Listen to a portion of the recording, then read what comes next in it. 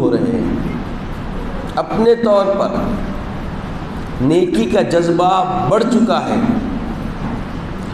اور عمل کرتے کرتے ایک استقامت کے ایک مدار پر، ایک منزل پر، ایک درجے پر ہر عبد خدا، ہر مومن بندہ ایک مقام مرتبے پر فائز ہو گیا ہے، ہر ایک کا عروج ہو گیا ہے۔ جو 5 وقتہ صوم و صلات کے پابند نہ تھے، وہ بالکل نہ صرف 5 وقتہ صوم و صلات کے مواظبت کر رہے ہیں، بلکہ اضافی طور پر تراویح بھی پڑھ رہے ہیں، تہجد بھی پڑھ رہے ہیں، تلاوت قرآن بھی کر رہے ہیں۔ جو عام دنوں میں قبل از رمضان صدقہ و خیرات کرنا تو درکنار، کسی کے لیے مہمان نوازی کا مزاج بھی نہیں رکھتے تھے، اور رمضان کی سائے فگن ہونے کے بعد اتنا جو وقت گزرا ہے، اس میں کیفیت بدل گئی ہے۔ نہ صرف افطار کروا رہے ہیں، بلکہ مہمان نوازی کے لیے اپنے دسترخوان کو وسعت دے دیے۔ بہرکیف ہر کسے ناکس، ہر بندے مومن کے اندر تبدیلیاں آ گئی ہے۔ صفت ملائکہ کا عروج ہے، دورہ ہے۔ جیسے فرشتے کچھ کھاتے پیتے نہیں، تو روزہ رکھنے والے صائمین بھی کچھ کھاتے پیتے نہیں۔ جیسے فرشتے خواہشات نفسیات سے بالکل مبرہ ہے، فطرتاً تو انسان اس بات کا حامل نہیں ہے، مگر اللہ تعالیٰ کی رضا جوئی کے لیے، رضا طلبی کے لیے یہ صفت بھی بندے مومن نے اختیار کر رکھا ہے کہ خواہشات آنے کے باوجود اللہ کی رضا کے لیے، اللہ کی رضا طلبی کے لیے اپنے آپ کو اپنے خواہشات سے بالکل باز رکھا ہے، روکے رکھا ہے۔ تو عزیزوں اور بزرگوں، رمضان شریف کیا سائے فگن ہو گئے ہم پر کہ صفت ملائکہ سے ہمیں جوڑ دیے ہیں۔ جیسے فرشتے تسبیح و تحلیل میں رہتے ہیں، بندے مومن بھی کثرت سے ذکر و اذکار میں جڑ گئے ہیں، ان کے دل مائل ہو گئے ہیں، طمانینت محسوس کر رہے ہیں، اور ہر ایک کی زبان ذکر ربانی سے معطر اور ذکر ربانی کرنے کے لیے بالکل اضطرابی کیفیت میں ذکر کی طرف مائل، تسبیح و تحلیل بلند ہو رہی ہے۔ جب سے رمضان آ گیا، تسبیح نہ پڑھنے والا بھی تسبیح پڑھنے لگا ہے۔ عزیزوں اور بزرگوں، تسبیح و تحلیل کرنا صفت الملائکہ ہے۔ کیا آپ نہیں جانتے کہ جب اللہ تبارک و تعالیٰ نے حضرت سیدنا آدم علیہ نبینا علیہ الصلاۃ والسلام کو پیدا فرمایا اور خلافت کا صحرا دینے کا ارادہ فرمایا، تخلیق جب ہوئی تو فرشتوں نے کہا تھا کہ اے پاک پروردگار، کیوں ایسی مخلوق کو پیدا فرماتا ہے جو زمین میں فساد وبا کرے گی، خون ریزی کرے گی؟ نحن نسبح ونقدس لک، تسبیح و تحلیل کا معاملہ ہے تو ہم تو کر رہے ہیں، ہم تو تیری تسبیح بیان کرتے ہیں، تحلیل بیان کرتے ہیں۔ تو رب کائنات نے فرمایا انی اعلم ما لا تعلمون، میں جانتا ہوں تم نہیں جانتے۔ تو یہی ملائکہ سے، یہی فرشتوں سے اللہ رب العزت پوچھتا ہے کہ بتاؤ تم نے میرے بندوں کو کس حال میں چھوڑ کر آئے ہو؟ تو فرشتے عرض کرتے ہیں مالک پروردگار، تیرے فرشتوں کے، تیرے بندوں کے سامنے کھانے کی ساری نعمتیں رکھی ہوئی تھی، مگر وہ رکے ہوئے تھے، ہاتھ روکے ہوئے تھے۔ اللہ تبارک و تعالیٰ پوچھتا ہے کس لیے، کیا بات تھی؟ تو بولے مولا تیری رضا کے خاطر وہ رکے ہوئے تھے، تیری رضا کے خاطر وہ اجتناب کیے ہوئے تھے۔ پروردگار عالم خوش ہوتے ہیں اور فرماتے ہیں کہ اے فرشتوں، تم ہی نے کہا تھا نا میرے بندوں کے بارے میں کہ وہ یہ صفت کے بارے میں تم کو علم تھا، کیا یہ صفت تم جانتے تھے؟ فرشتے عاجز ہو جاتے ہیں اور پروردگار فرماتا ہے کہ دیکھو میں ان سب کی بخشش کرتا ہوں۔ تو عزیزوں اور بزرگوں، یہ فرحت والا مہینہ، یہ گناہوں سے نجات دلانے والا مہینہ، اللہ کی بارگاہ میں ہماری مغفرت کروانے والا مہینہ، ہمیں اللہ تبارک و تعالیٰ کی طرف مانوس کرنے والا مہینہ، ہمیں اللہ رب العزت کی معرفت کی راہ آسان کر کے اللہ رب العزت کی عرفانیت سے معمور کرنے والا مہینہ اب اپنی رحلت پر ہے، اب اپنی رخصت کی طرف مائل ہونے کے دہانے پر ہے۔ چند ساعتیں ہمارے درمیان بچی ہوئی ہیں، ان ساعتوں کو، ان وقت کو، ان گھڑیوں کو روبے عمل لانے کی ضرورت ہے، ان کی قدردانی کرنے کی ضرورت ہے۔ یقیناً رمضان کے آنے کے بعد بھی کچھ نفوس ایسے ہیں جو غفلت میں اپنا وقت گزار دیے، تو ان کے لیے بھی ابھی وقت باقی ہے، ابھی گھڑیاں باقی ہے کہ اللہ کی طرف رجوع ہو جائیے، اللہ کی طرف توجہ کیجیے، پروردگار کی بارگاہ میں گریہ وزاری کے ذریعے اپنے آپ کو رب کی بارگاہ میں استفسار کرتے ہوئے رب سے مغفرت کی استعانت کرنے کی ساعتیں ہیں۔ اللہ تبارک تعالیٰ سے مغفرت طلب کرنے کا وقت ہے کہ پروردگار عالم جو کچھ وقت گزرا ہے یقیناً کوتاہی میں، نادانی میں، غفلت میں گزر گیا ہے، اب جو وقت بچا ہے اس میں نجات کا پروانہ عطا کر دیں۔ عزیز اور بزرگوں، اللہ تبارک و تعالیٰ کو مانگنا بہت پسند ہے۔ جو بندے مومن مانگتے ہیں اللہ تعالیٰ ان سے خوش ہوتا ہے۔ اللہ تبارک و تعالیٰ ان بندوں سے خوش ہوتا ہے جو اللہ کی بارگاہ میں سوال کرتے ہیں۔ اللہ تبارک و تعالیٰ سوال کرنے والے بندوں کو پسند فرماتا ہے۔ تو عزیز اور بزرگوں، جو گھڑیاں ہماری زندگی میں بچی ہوئی ہیں رمضان کی رحلت سے پہلے، رمضان کے لوٹنے سے پہلے، اللہ کی بارگاہ میں مانگیے، خوب مانگیے۔ میرے آقا سید عالم صلی اللہ علیہ وسلم فرماتے ہیں کہ جب افطار کا وقت ہوتا ہے اور صائم روزے دار جب اللہ سے سوال کرتا ہے، مانگتا ہے، تو اس کی ہر دعا کو اللہ تعالیٰ قبول فرماتا ہے۔ تو یہ افطار کے وقت آج ہم اگر رب کو راضی کر لیتے ہیں، رب سے نیاز مندی حاصل کر لیتے ہیں، رب کی عطاؤں کو سمٹنے کے لیے ہم مستعد ہو جاتے ہیں، تو یہ وقت آخر ہمارے لیے غنیمت ہے۔ عزیز اور بزرگوں، جن لوگوں نے رمضان المبارک کے شان استقبال کیا ہے، رمضان کے شان اپنے آپ کو مستعد کر لیا ہے، اور رمضان المبارک کے تقاضوں کو پورا کرنے کے لیے جن لوگوں نے اپنی محنت اور سعی کو اپنی منزل مقام تک پہنچایا ہے، یقیناً وہ بامراد ہوئے۔ قد افلح من تزکا وذکر اسم ربہ فصلی، تحقیق کی کامیاب ہوا وہ شخص، قد افلح من تزکا وذکر اسم ربہ فصلی، رب کائنات کا خوب ذکر کیا اور اللہ تبارک تعالیٰ کی نمازیں پڑھی۔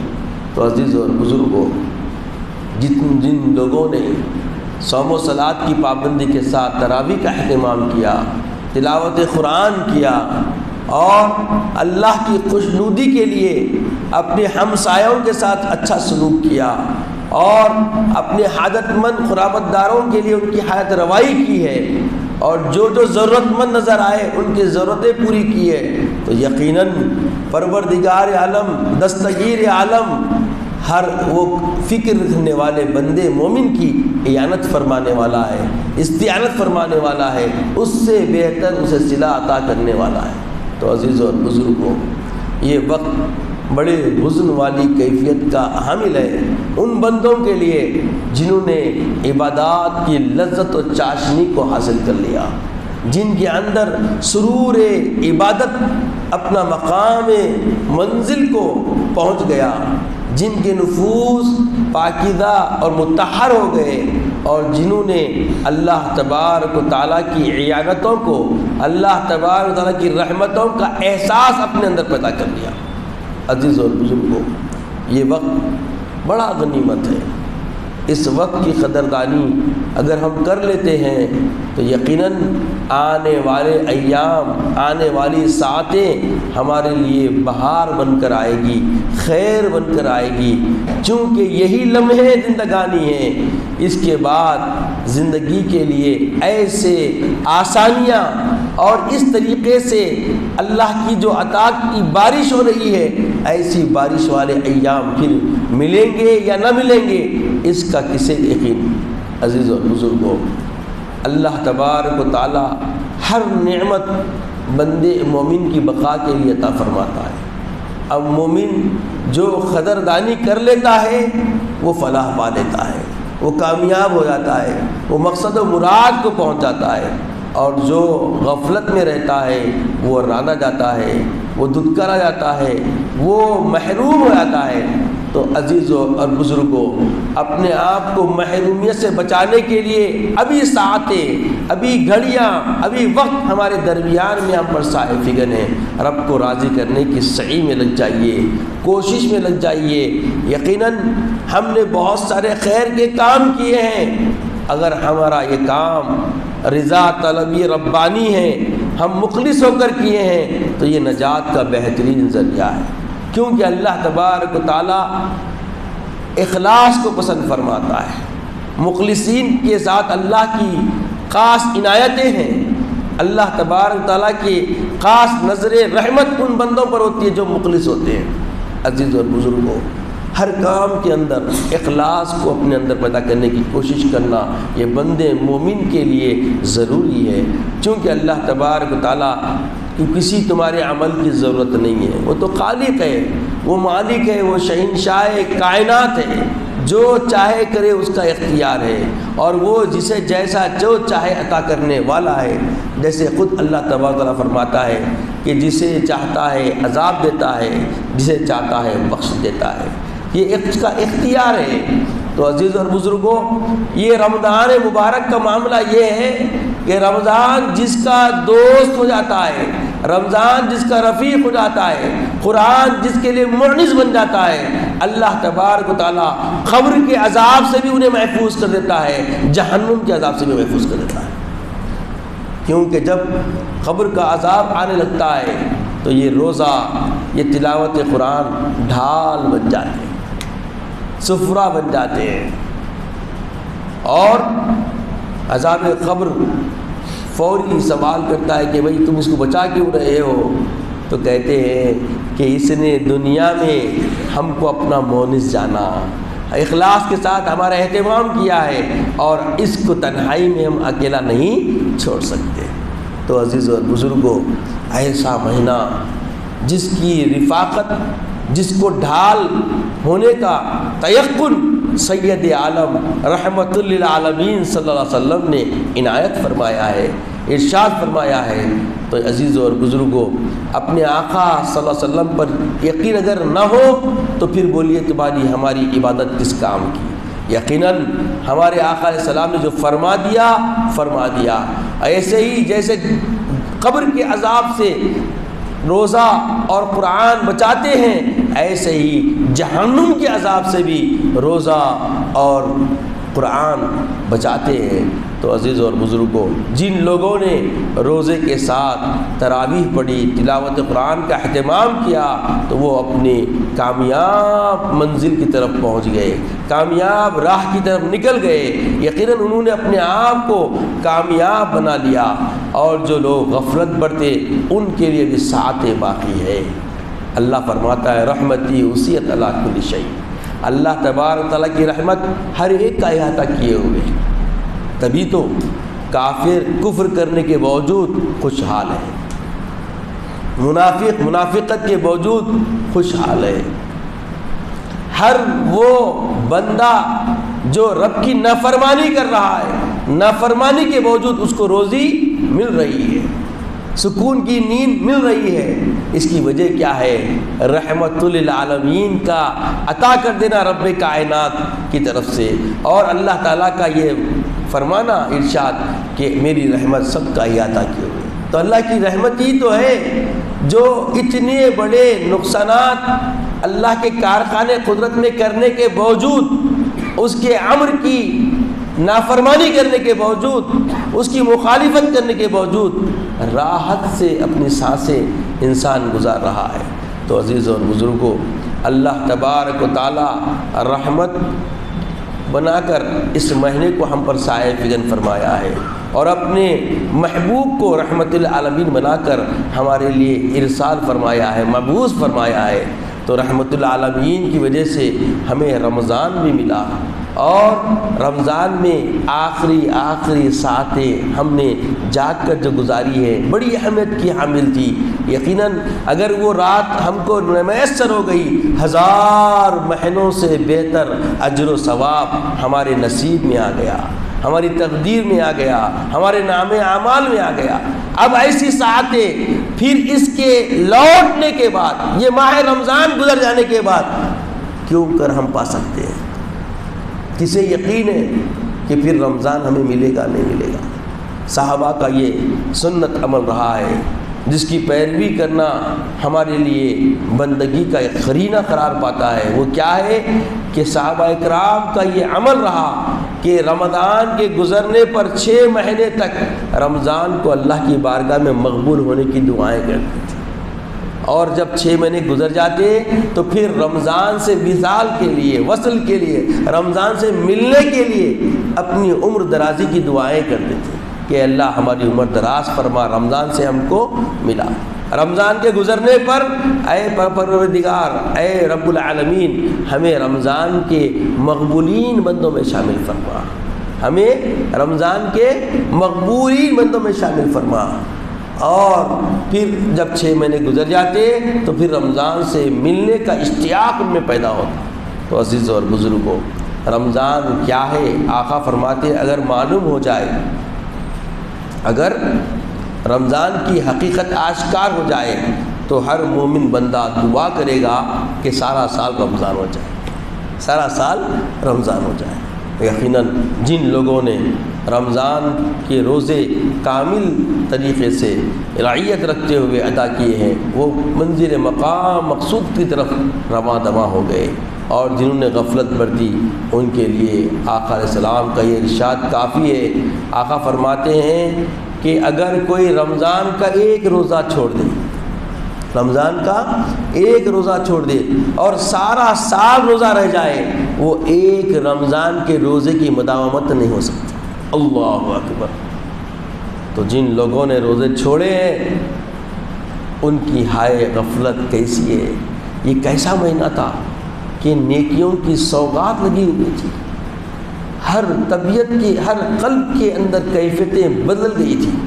اب ایک حزن سی کیفیت آ رہی ہے۔ دیکھیے، غور فرمائیے کہ جب یہ رحلت فرمانے والا ہے، لوٹنے والا ہے، اور ایام یقیناً پھرتے رہتے ہیں، تلک الایام نداولها بین الناس، لوگوں کے درمیان دن پھرتے رہتے ہیں۔ یہ تو کارخانے قدرت یہ ہونے والا ہے۔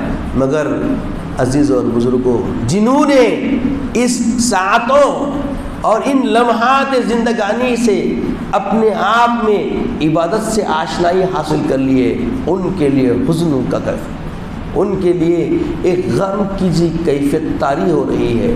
یقیناً رمضان چلا جائے گا تو عبادت کی یہ باغ و بہار کہاں؟ بغیر دعوت دیے کہ جو لوگ کشاں مصلی گاہ کی طرف آ رہے ہیں، مسجدیں آباد و بھری ہوئی ہیں، پھر حالت کیا ہوگی؟ تو اللہ سے استعانت طلب کیجئے، اللہ سے دعا کیجئے کہ پروردگار جو عمل کی توفیق تو نے بخش دی ہے رمضان کی رفاقت میں، رمضان کے سائے فکر ہونے سے، ہمیں دوام عطا فرما، ہمیں استقامت عطا فرما، ہماری تا حیات زندگی میں اسی طرز زندگی میں بقا عطا فرما، دوام عطا فرما، اور ہم استقامت کے ساتھ تجھے راضی کرنے کے لیے، تیری رضا طلبی کے لیے ایسے ہی قائم دائم عمل کی طرف ہم آگے بڑھتے رہیں اور قائم رہیں۔ اللہ تعالیٰ سے استعانت طلب کیجیے، کیونکہ ہمارے قلوب پہ تصرف اللہ کا ہے، اللہ مصرف القلوب ہے۔ جب اللہ تعالیٰ دل کے اندر ہر ایک کے لیے استقامت عطا کر دیتا ہے تو اس کو کوئی پھیر نہیں سکتا، اسے کوئی پھر موڑ نہیں سکتا۔ یقیناً شرکش شیطان جو نفس سے کھیلتا ہے وہ قید ہے۔ اب چند ساعتیں گزرنے کے بعد یہ بچے کچے 2-4 دن گزرنے کے بعد وہ آزاد ہو جائے گا۔ پھر اس نفس کو کیسے روکو گے؟ اگر رمضان میں اس کے قید ہونے کے بعد اپنے نفس کو ہم کنٹرول نہ کر سکے، اپنے آپ کو خدا طلبی کے لیے آگے نہ بڑھا سکے، خدا ترستی اپنے اندر پیدا نہ کر سکے، اخلاص عمل اپنے اندر پیدا نہ کر سکے، تو پھر دشمن ہمارا پھر جب حاوی ہونے کے لیے آئے گا تو اس کی مدافعت کیسے کریں گے؟ یقیناً جنہوں نے استقامت حاصل کر لی، دوام عمل اختیار کیا اور رمضان کو رمضان کی طرح جو حبیب پاک علیہ الصلوۃ والسلام کی سنتوں کا اہتمام کرتے ہوئے اتباع رسول میں گزارا ہے، ان کے اندر مدافعت آ گئی۔ انشاءاللہ اللہ تبارک و تعالی ہم سے دفاع کا کام لے گا، ہمارے نفس کو شیطان کے شر سے محفوظ رکھے گا۔ عزیزوں اور بزرگوں، یہ یقین ہمارے اندر جو رمضان نے دلا دیا ہے، اگر اس یقین کے ساتھ ہم اب آگے بڑھتے ہیں تو پھر اللہ تبارک تعالیٰ کی رضا حاصل کرنے سے ہمیں کوئی طاقت نہیں روک سکتی، اللہ تعالیٰ کے منظور نظر بننے سے ہمیں کوئی قوت نہیں روک سکتی۔ یقیناً رمضان بارہا ہماری زندگی میں آیا ہے اور اللہ تعالیٰ سے امید ہے کہ جو عمر دے گا تو پھر رمضان سے ضرور اللہ تعالیٰ ہمیں ملنے کا موقع دے گا، مگر عزیزوں اور بزرگوں زندگی کی وفا کس سے ہے؟ اللہ تبارک تعالیٰ کس کی ساعت، کس کا وقت اخیر کب لکھا ہے، اس سے کوئی واقف نہیں ہے۔ کل نفس ذائقۃ الموت، ہر نفس کو موت کا مزہ چکھنا ہے۔ یہ سلامتی والا مہینہ، یہ برکتوں والا مہینہ، یہ صوم و سیام والا مہینہ، یہ تلاوت قرآن والا مہینہ جب ہم سے رخصت ہو جائے گا، ایسی گھڑییں، ایسا سرور، ایسا اجتماع، ایسا اتحاد و اتفاق والی کیفیتیں، ایسی بہار والی ساعتیں، ایسی مجلس نورانیت پھر ہماری زندگی میں کہاں؟ کیا ہم سے زندگی وفا کرے گی؟ اس کا کسی کو یقین ہے؟ تو عزیزوں اور بزرگوں، اپنی حقیقت سے آنکھ ملائیے اور اللہ تعالیٰ کی بارگاہ میں دست بدعا ہو جائیے کہ اے پاک پروردگار، ہمارے استقامت عمل میں دوام عطا فرما۔